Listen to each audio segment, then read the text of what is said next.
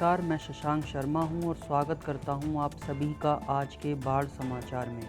आज दोपहर तक केंद्रीय जल आयोग की रेड बुलेटिन रिपोर्ट के अनुसार कोसी नदी पर बीरपुर में और जलढाका नदी पर जलढाका NH31 के पास रेड अलर्ट यानी अत्यंत बाढ़ की स्थिति घोषित की गई है।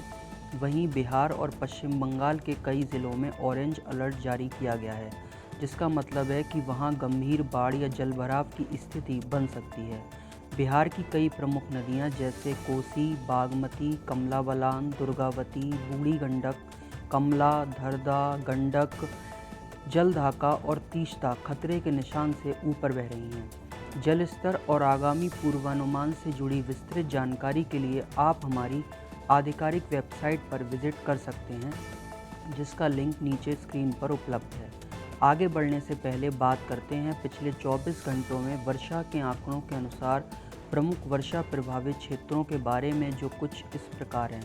उत्तर बिहार, सिक्किम और उप हिमालयी पश्चिम बंगाल यानी पश्चिम बंगाल का पहाड़ी इलाका, खासकर दार्जिलिंग और उसके आसपास का क्षेत्र। आइए अब केंद्रीय जल आयोग द्वारा जारी आज की फ्लड एडवाइजरी पर एक नज़र डालते हैं। शुरुआत करते हैं बिहार से। पिछले 2 दिनों में बिहार की सभी उत्तरी गंगा सहायक नदियों और नेपाल के ऊपरी इलाकों में बहुत ज़्यादा से लेकर अत्यधिक भारी बारिश हुई है। आने वाले 2 से 3 दिनों में गंडक, बूढ़ी गंडक, निचली घाघरा और बागमती नदियों में सामान्य से ज़्यादा या गंभीर बाढ़ की स्थिति रहने की संभावना है। यह स्थिति पूर्वी और पश्चिमी चंपारण, गोपालगंज, सीवान, मुजफ्फरपुर, सीतामढ़ी, समस्तीपुर और वैशाली ज़िलों में रह सकती है। इसी तरह अधवारा, कमला बलान, कोसी, परमान और महानंदा नदियों में भी दरभंगा, मधुबनी, खगड़िया, अररिया, सहरसा, पूर्णिया और किशनगंज ज़िलों में अगले 2 से 3 दिनों तक सामान्य से ज़्यादा या गंभीर बाढ़ की स्थिति बन सकती है। कुछ जगहों पर कोसी, बागमती, अधवारा और महानंदा नदी में बहुत अधिक बाढ़ की संभावना भी जताई गई है। मुख्य गंगा नदी में भी भोजपुर से लेकर भागलपुर तक के हिस्से में अगले 3 से 4 दिनों में सामान्य से ज़्यादा या गंभीर बाढ़ की स्थिति बन सकती है। इसके अलावा सोन नदी में भी पलामू, रोहतास और पटना ज़िलों में अगले 2 से 3 दिनों तक जलस्तर बढ़ने और बाढ़ की स्थिति की संभावना है। बाढ़ से जुड़ी ताज़ा जानकारी और पानी भराव की स्थिति देखने के लिए कृपया केंद्रीय जल आयोग की वेबसाइट देखें। जम्मू कश्मीर की तरफ नज़र डालें तो मौसम विभाग के अनुसार अगले 2 से 3 दिनों तक राज्य में बहुत ज़्यादा बारिश होने की संभावना है। इसलिए सलाह दी जाती है कि अगले 2 दिनों तक चिनाब, तवी, झेलम और उनकी सहायक नदियों में बाढ़ जैसी स्थिति को लेकर सतर्क रहें।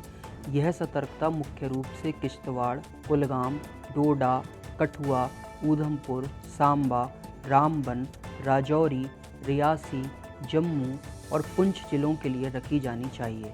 साथ ही अगले 2 से 3 दिनों तक अनंतनाग, पुलवामा, शोपियां, कुलगाम, बारामूला, बडगाम और कुपवाड़ा ज़िलों में विशेषकर सिंधु बेसिन की नदियों जैसे झेलम और अन्य नदियों में जलस्तर बढ़ने और गंभीर बाढ़ की स्थिति के लिए भी सतर्क रहना जरूरी है।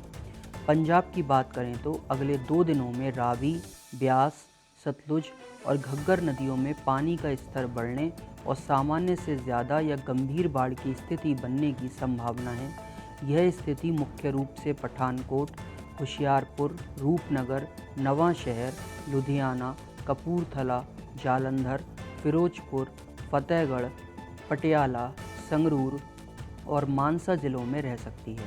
क्योंकि जम्मू कश्मीर, हिमाचल प्रदेश और आसपास के इलाकों में बहुत ज़्यादा बारिश की संभावना है, इसलिए रणजीत सागर बांध में अगले 2 दिनों में पानी का प्रवाह बढ़ने की संभावना है। बांध से पानी की निकासी मानक संचालन प्रक्रिया के अनुसार की जानी चाहिए। 7 दिन की बाढ़ सलाह की विस्तृत जानकारी के लिए कृपया केंद्रीय जल आयोग की वेबसाइट देखें।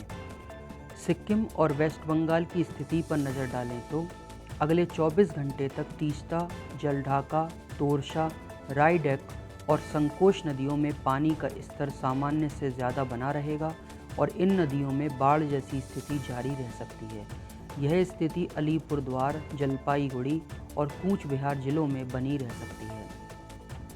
हिमाचल प्रदेश की बात करें तो अगले 2 दिनों में ब्यास, सतलुज, रावी और टोंस नदियों में अचानक पानी का स्तर बढ़ने और सामान्य से ज़्यादा या गंभीर बाढ़ की स्थिति बनने की संभावना है।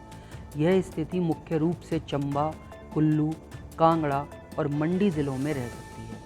अगले 2 दिनों में भाखड़ा और पोंग बांधों में भी बहुत ज़्यादा मात्रा में पानी का प्रवाह होने की संभावना है। हरियाणा की बात करें तो मौसम विभाग ने हरियाणा के उत्तरी ज़िलों में बहुत ज़्यादा बारिश की भविष्यवाणी की है।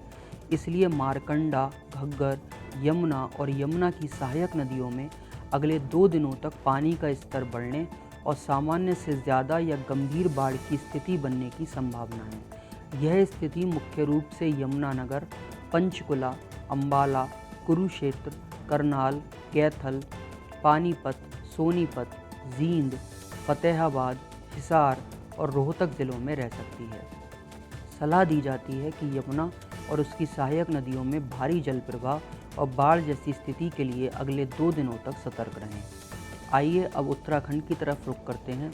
अगले 2 दिनों में ऊपरी गंगा, यमुना, शारदा, अलकनंदा, भागीरथी और इनकी सहायक नदियों में अचानक पानी का स्तर बढ़ने और सामान्य से ज़्यादा या गंभीर बाढ़ की स्थिति बनने की संभावना है।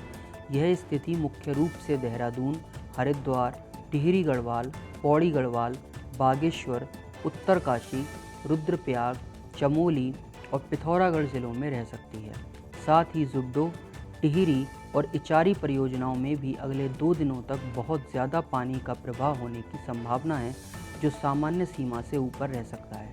वहीं अगले 3 से 4 दिनों का परिदृश्य देखें तो 6 अक्टूबर को हिमाचल प्रदेश और हरियाणा क्षेत्रों में वर्षा बढ़ने की संभावना है। कृपया सतलुज, रावी, ब्यास और यमुना नदियों में सतर्क रहें। इसी के साथ आज के बाढ़ समाचार यहीं समाप्त होते हैं। अंत में सूचित रहें, सुरक्षित रहें और हम आपको अगले बुलेटिन में मिलेंगे। तब तक के लिए धन्यवाद।